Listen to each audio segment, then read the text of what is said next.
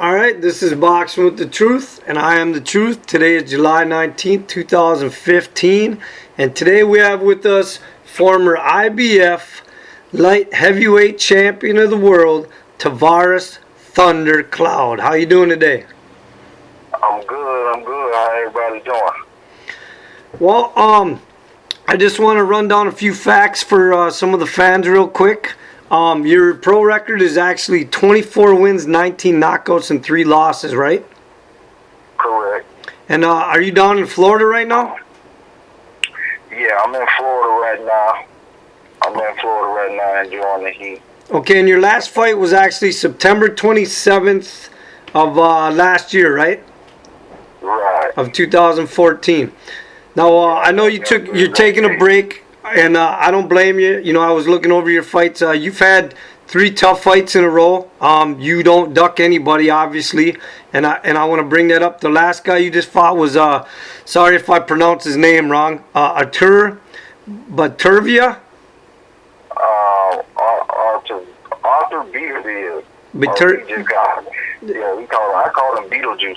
Oh, okay. And then right before him, I mean, you had Adonis Stevenson and then Bernard Hopkins, which everybody knows is a legend in the game. So, I mean, that's 3 tough fights in a row. So, I mean, nobody can blame you for taking a break, you know, for it's going on close to a year. But I know you are training, right? And there's going to be hopefully something coming up soon. Yeah, I'm training, and I'll be back soon. You know, I'm just taking time off to get my mind right, and you know, stop trying to do so much. You know, stop taking fights when you got so much going on the outside of boxing. You know, things going on with your life. You know, like got ups and downs. When you're dealing with that type of shit, you know, it ain't necessarily good to, you know. For me, it ain't necessarily good to keep fighting, you know. Well, no, I don't see why it would be good for any boxer. If you're not mentally right outside the ring, you're not going to be mentally right inside the ring. Right. But you know, I'm the type of fighter. You know, all athletes have an ego, and you know, you want to keep going. You just want to say, I'm going to fight through this, you know, I'm going to keep going. And, you know, sometimes you just need to sit your ass down somewhere, you know, which is let them do it. No, but that's good that you can recognize that, because some athletes, like you said, or boxers in general, you know, it becomes an ego issue and a pride issue, and sometimes they take a lot of fights they shouldn't be taking just because they want to keep going. And, you know, then there's no turning back. So, oh, no, I also wanted to bring up the fact that you actually had the WBO, NABO light heavyweight belt. You had the WBA, NABA light heavyweight belt, and the USBA light heavyweight belt as well. Right. I believe I won those in 2008. And also, I mean, I did already bring up your last couple fights, but I wanted to mention a few other guys on your resume too, because like I said, you know, you fight anybody. You don't duck anybody. I mean, like I said, you know, you just fought the Russian guy we talked about. You fought Adonis Stevenson. You fought Bernard Hopkins, Yusuf Mack, Glenn Johnson, Clinton Woods, Julio Cesar Gonzalez, Mike Wood. I mean, the list goes on. So, I mean, that's a lot of guys in a row and a lot of tough opponents to not want to take a break. Hey man, the ego is something else, you know. The ego will make you keep going, man. It'll make you keep going. But no, I don't duck fighters. You know, I believe I publicly told my promoter that I don't want to be a protected fighter. You know, whoever called Clyde out, you know, that's who I go and get. You know, that's who we make the fight with. You know, that's just how I am. Okay, and speaking of that, now you know I'm going to bring up this name because we've already discussed it. I did an interview with him. He basically called you out, said he wants a fight with you. I know his manager's talking about trying to make a fight with you. And I want you to explain your side of this because you've already explained it to me, but I want you to talk about it in the interview. Marcus Oliveria in his interview basically said, I want Tavoris Cloud. His manager has brought up the fight to me and is trying to contact you. So I want you to say whatever you need to say to this response of Marcus Oliveira's call out. Well, right now, like I said, I'm taking time off and regrouping, but I don't have a problem with fighting Marcus Oliveira as long as, it's something for me to gain from it. Okay, yeah, he's probably got he got a new manager, and the manager, gave him a talk about all of this excitement and what he can do for him and things like that. But, guy, Tavoris Cloud is we're not the same caliber of fighters.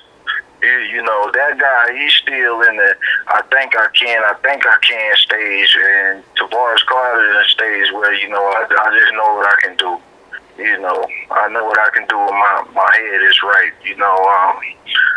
What he's doing, what he's supposed to do, calling out everybody in the division, call them out and fight them. I don't. It's cool with me. It don't matter. It's whatever. When I get back, when I come back in the game, probably a couple months from now, if we able to make the fight, and I can benefit from it, then we'll do it. But I don't. Marcus Oliveira, it's whatever.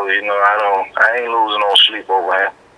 Okay, so basically, if the money's right and you somehow can benefit from it in the rankings and it gets you closer possibly to a world title or something, then why not? Right. Then it'll be a fight that I'd be interested in.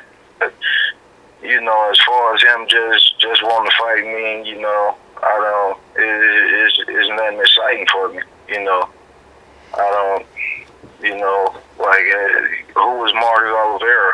I don't get excited about his name being called or his style of fighting. My style and his style clashing. So basically, well, like you just said, he's still in the thinking I can stages. So you feel that you're on a different level. So do you even think the fight would even be a worthy fight?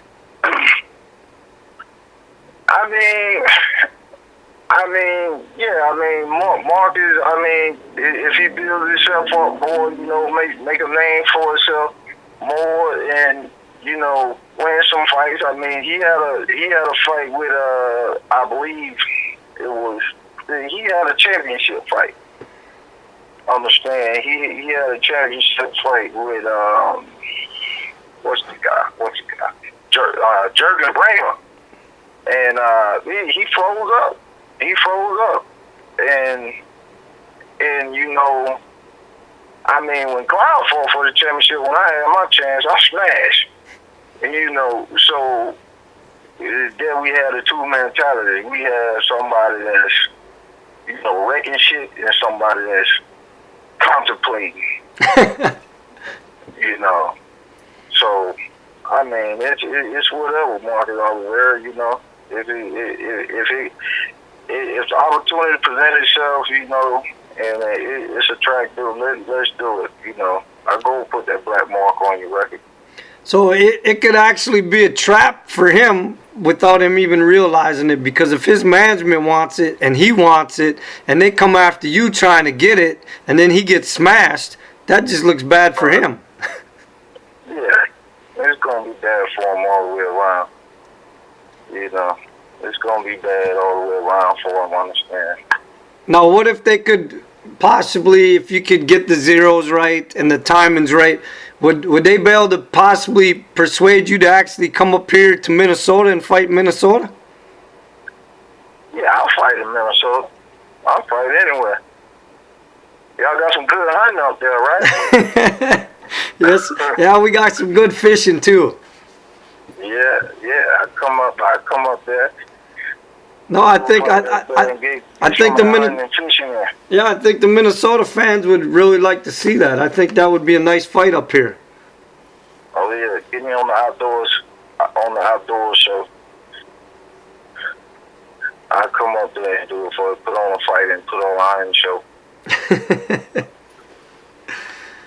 All right, well, listen, I want to take a step back, and so I want you to tell me how you got involved in boxing to begin with. Okay, I started boxing in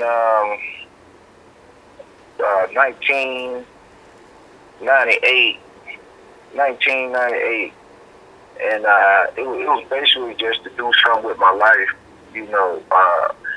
It wasn't a lot of choices, it wasn't a lot of opportunities in Gaston County, Quincy, Florida,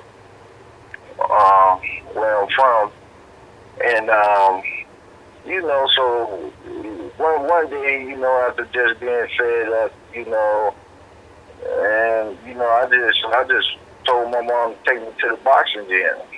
You know, take me to the boxing gym. I got to do something with this energy. It's either we gonna direct it in a positive area or a negative area, and I chose boxing. And when I went to the boxing gym, I just understood, you know, when my amateur trainer was talking, Alonzo Johnson, I just understood it. It was so vivid and so clear. You know, I was learning the skill, you know, boxing. You know, it saved my life, kept me out the streets. You know, because everybody else that I was with, grew up with, you know, they convicted felons were dead, you know, that type of stuff. So that's why I started boxing, and that's how I started boxing. I just started boxing because I wanted to be something. I had that energy. I felt it in my chest, you know. I just wanted to go through something. Okay. Now, as a fighter, do you have any type of superstitions or habits or anything that you need to do before a fight? I don't know. I don't have any superstitions, but the closest thing to a superstition that I have is the quote or the saying that they have: "You fail to prepare, you prepare to fail." And that's the only superstition that I have. Only thing close to a superstition. Okay, have you ever played any other sports besides boxing when you were growing up? Well, I wanted to play baseball in middle school, but in middle school and high school, I tried out for the team both years. I didn't make the team because, you know, the baseball coach was the earth science teacher. And I used to show my ass in his class before I found out he was the baseball coach. so when I went to play baseball to try out for the baseball team, he just cut my ass every year. Like he couldn't stand me. But you know, that's cool because if I would have been playing baseball, I would have never found boxing. I would have already been involved in something. And besides baseball, I tried football. But football wasn't my thing, you know. Football wasn't my thing, so I think the coach still waiting on me to come back to the field, you know. Is there anybody that inspires you inside and outside the ring in your life? What do you mean? Just like regular people or celebrities? Well, either. I mean, boxers, your family, kids, wife, you know, grandparents, mother, anybody that pushes you to keep driving, you know, to get another world championship, to keep you in that ring and just in life in general. Well, you know, growing up, my uncle, my grandmother's brother, my uncle Willie Earl Banks, he comes to a lot of my fights when I fight. You know, wherever I fight, he's the ugly tall dude in the corner. Not in the corner, but walking in the entourage. And, you know, we got jokes, you know, I beat your ass, he'll beat my ass and stuff. He used to box in the Army. But my uncle, he used to be in Gaston County. I think he was the city commissioner. I think probably the second black or the first black city commissioner after the Renaissance period in Gaston County, Florida. But when we was kids, he used to come and talk to us, and he had a organization in Quincy that I'm still part of, which is the men's chapter of Allen, and it's basically, you know, kind of like a mentorship program where, you know, a mentorship type big brother thing where, you know, we go places, we have talks, conversations, we do activities and stuff. And by him being successful with, you know, his professional career, you know, I looked up to my uncle Will, you know, and, you know, I kind of wanted to be just like him.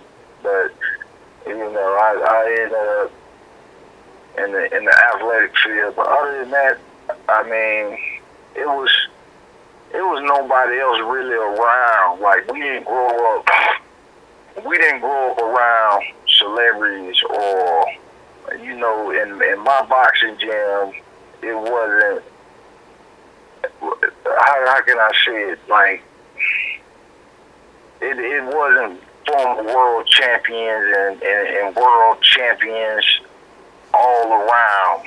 You know, we got it from the mud. You know, we just grind real hard, you know. That's why I say, you know, I'm kind of like John the Baptist. You know, John the Baptist came preaching in the wilderness. As Clyde came out of nowhere, you know, knocking motherfuckers out of Tallahassee, Florida, you know. I was just anointed with it, you know. So, you know, I looked up to my amateur trainer, Alonzo Jones. He was former NFL football player, and he's still on my team. And, you know, we had some good role models in the gym, you know. Is there an activity outside of boxing that you enjoy doing just to get your mind right, cleared up, and get away from the sport for a while? Yeah, well, you know, I always fish. I fish every chance I get. And nowadays, you know, I just have to go to the park with my son and daughter, you know, and watch them play. And, you know, that type of thing, you know, I just, you know, just relax. I just relax. You know, I listen to music. You know, I like underground music, underground rap music, because that's where the guys have the most energy at right there, you know. Before they have all these gag orders and restrictions and shit put on them, you know, they can say what they want to say, and you can get it how they really want you to feel it, you know. I do that. That gets me excited, listening to underground music. Okay. And, other than that, I do a couple more things. Okay, so tell me something that your boxing fans wouldn't know about you. Well, I mean, I enjoy all type of music. I mean, I listen to country music. You know. I listen to gospel music. I listen to symphonies, all type of shit. Anything with a rhythm, I listen to it. I'm interested in everything. Learning about everything. You know, from ancient history to carpentry. Okay. So, listen, I'm sure you're aware that Al Hammond and Greg Cohen, they're bringing all this boxing back to the local networks. I mean, it's helping out a lot of these up-and-comer guys. It's building more fan base. So, I know you haven't boxed in almost a year, but has anybody reached out to you and possibly talks in about getting you on one of these shows? Yeah, I mean, now, you know, since I took a couple losses, I mean, my phone is ringing off the hook. Like, it's fucking Instagram, not Instagram, but the Facebook Messenger is just ringing off the hook on my damn phone. People contact me. They trying to get in contact with me, like, every week, every month, you know, at least a couple of times a month. I want you to fight this guy, I want you to fight that guy. You know, there's a lot of people trying to make fights right now. You know, and right now I'm just chilling, but you know, it is what it is. You know, because I remember a time when my phone wouldn't ring, and now it's ringing off the hook. You know, I'm just getting prepared right now. I'm cultivating my energy, and when I feel it, I'm coming back. I'm coming back to smash some more shit. Okay, so Give me, I know you've gone through a lot of ups and downs in your career. You've had a pretty good career, though. I mean, you've held a world title. So give me one of the best memories so far in your career. Okay, I can give you a good memory. Okay, so when I first started boxing, my mom told me that, no, Muhammad, she the pictures and stuff about boxing and stuff, and then, I was a little kid, I was like, Mom, I'm gonna be all right. Like, don't worry about it.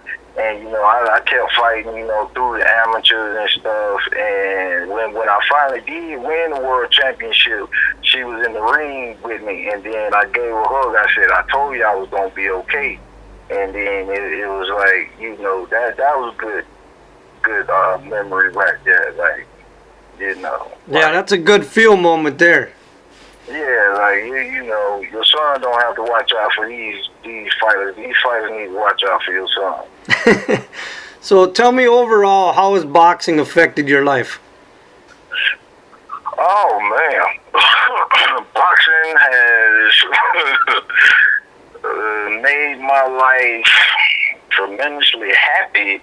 Boxing has made my life tremendously sad. I mean, I actually had to, as a fighter, you just got to learn how to take boxing. You can't be, you can still be a good fighter, but you can't let what happens inside of the ring or inside the sport of boxing, you can't let it trickle down into your personal life and, cause you to be depressed and stuff. I mean, when you win in fights, you're happy. So the happiness shows in your life, in your personal life. When you lose fights, you might get down on yourself, blah, blah, blah, and then it shows in life. You just gotta, you gotta separate it. Don't let boxing, don't let that shit bleed over into your life, because you got different personalities that you gotta deal with outside of the ring, and these people don't know shit about boxing. They're not athletes, so they shouldn't have to deal with that. Like, it's not fair. So I learned how to separate it, but boxing has took me on some ups and downs, and boxing will make you learn. It will make you learn how to be a man, or make you mature, make you grow up. It'll help you put shit in the right perspective if you want to continue. All right, well, with that, Tavoris, I want to thank you for your time, and I appreciate the interview. And if you want, I'd like you to say something to your supporters and your fans, and let them know, hopefully, that you're going to be back soon. Yeah, Tavoris Clyde coming back soon. The comeback is real. Looking forward to coming back and regaining my world championship. Don't know which one yet, but one of those titles will be mine once again in the future. Everybody take it easy. Florida, stand up. All right, and with that, the truth has spoken.